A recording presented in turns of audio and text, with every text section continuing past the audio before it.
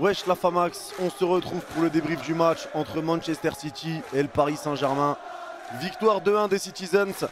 Et clairement, je suis pas énervé, je ne comprends pas pourquoi, mais en tout cas, je ne suis pas énervé après cette défaite.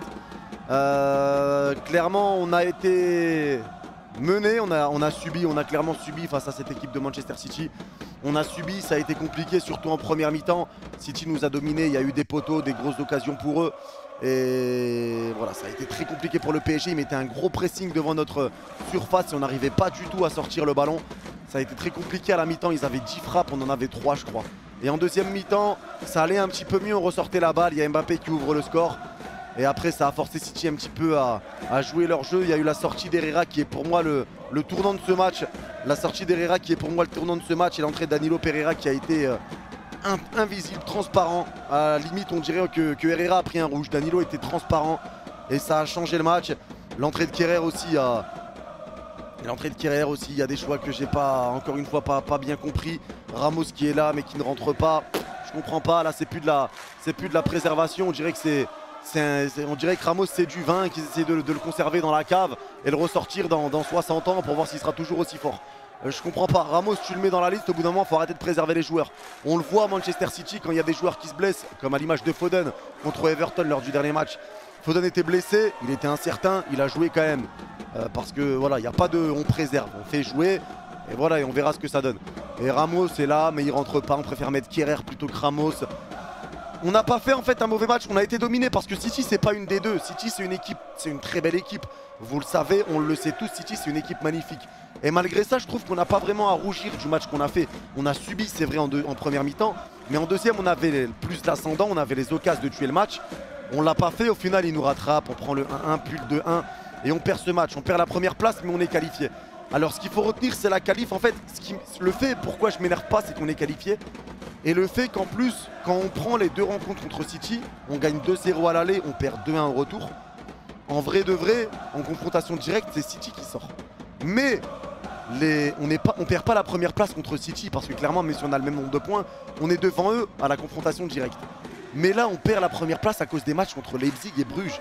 Les deux matchs nuls qu'on fait 1-1 et 2-2, c'est là que tu perds la première place. Devoir battre City aller-retour, doucement, il y a très peu d'équipes, si ce n'est aucune équipe qui serait capable de battre City sur un match aller-retour 2 fois de suite. C'est très compliqué quand même de taper Manchester City sur l'aller-retour. On n'était pas loin de le faire, on a eu quand même les situations, on y a cru, on a encouragé notre équipe. On perd le match, mais voilà, je sais pas quoi dire, je suis pas énervé. Maintenant, pour parler de Pochettino, clairement qui avait fait des appels du pied à Manchester United. Et voilà, ça se paye aujourd'hui pour moi. Pochettino qui fait des appels du pied à United avant d'affronter Manchester City alors qu'il est toujours coach du Paris Saint-Germain. Pour moi c'est un gros manque de respect, c'est clairement nous chier dessus. C'est clairement un gros manque de respect, c'est nous chier dessus. Surtout qu'il n'a pas les coucougnettes. Il a dit en interview qu'il avait peut-être fait une erreur en prenant un club avec autant d'ambition que le PSG. Eh bah écoute, si t'as pas d'ambition dans ta vie mon frérot, au bout d'un moment faut arrêter. C'est pas parce que t'as été un ancien joueur et un ancien capitaine qu'on va te laisser nous chier dessus. Au bout d'un moment on va prendre ta merde, on va te gifler avec. Donc faut arrêter les bêtises 2 secondes, Mais voilà, quoi qu'il en soit, vraiment, en fait le PSG maintenant c'est tellement spécial, on sait plus quoi penser. Le match est fini, que tu perds ou que tu gagnes. Et tu te demandes, merde, qu'est-ce que je dois penser de ce match? On sait plus quoi penser.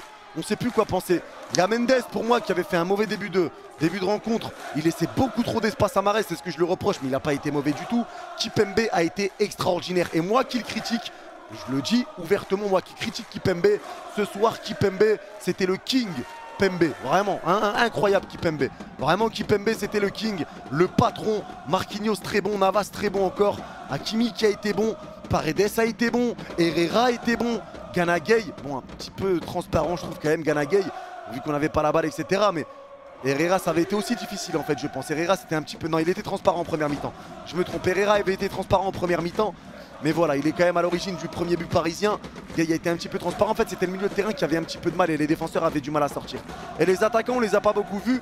Mais ils ont été bons. Encore une fois, ça combine bien. Messi, Neymar, Mbappé. Maintenant, ça combine très bien. Alors certes, Messi et Neymar, ce n'est plus la vitesse qui va primer. Donc les contre-attaques, il n'y a que Mbappé qui est pas capable de partir. Mais voilà, en tout cas, on a fait un bon match.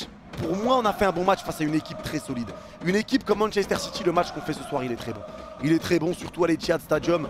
Je suis content du match, pas du résultat, mais honnêtement, je suis mitigé, mi-content, mi-pas content, mi-qualification, mi-sur le confrontation, je sais pas. C'est bizarre.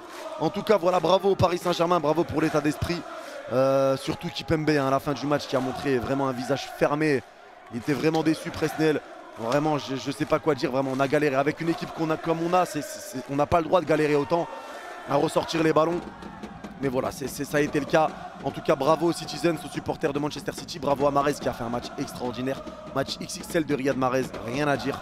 Il a été extraordinaire, il s'est joué encore une fois de Mendes sur le côté. Mais voilà, Bernat pour moi est meilleur que Mendes, mais on verra quand il va revenir en huitième de finale. Maintenant, on est assuré d'affronter un énorme morceau. Liverpool, Bayern, Ajax, Chelsea, Milan, Manchester United. On est assuré d'avoir un gros morceau, donc attention sur les huitièmes. Mais quoi qu'il en soit, on est prêt. On espère que l'entraîneur aura changé d'ici là. Et moi, je vous donne rendez-vous samedi pour le prochain live entre Liverpool et Southampton à 16 h. Et on sera en live pour le prochain match du PSG dimanche à 13 h. Prenez soin de vous tout le monde et allez Paris, quoi qu'il arrive, la Ligue des Champions sera à nous et on y croit. Bye bye.